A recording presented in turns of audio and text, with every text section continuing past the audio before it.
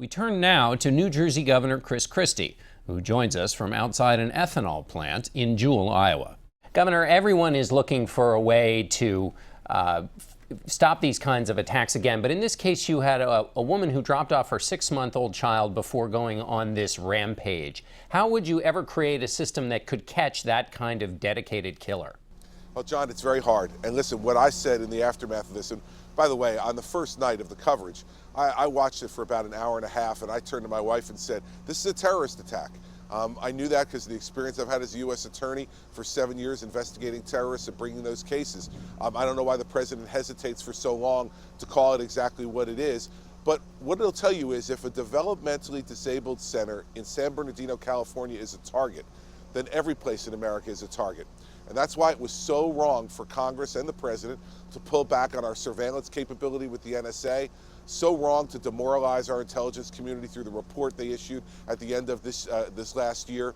The fact is that we need to strengthen our intelligence, strengthen our law enforcement community, and just work as hard as we can to try to intercept this, knowing that in a free and open society, we're not going to be able to stop every attack. Those surveillance capabilities that you talked about, though, were grandfathered in until the end of November, so they were in place here. There's not any evidence that that they missed something through that.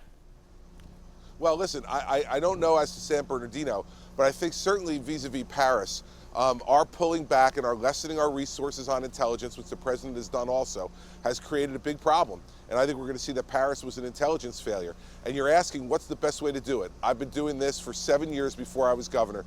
The only way to truly protect the homeland, John, is increased intelligence and increased law enforcement activity. That doesn't mean there are guarantees, but if you give these people the tools, they'll act constitutionally and they'll prevent many, many more attacks than we'll get through.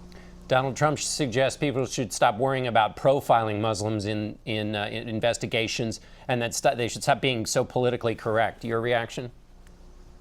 Well, listen, all I'd say is that this is the difference between having experience and understanding how you do this and not having any experience. The fact is we don't need to be profiling in order to be able to get the job done here. Increased surveillance, creating relationships with mosques in the Muslim American community across the country. We did that after 9/11 and prevented attacks in New Jersey and all across the country. What you need is a president who's had the experience and the know-how to do this and not someone who's just going to talk off the top of their head.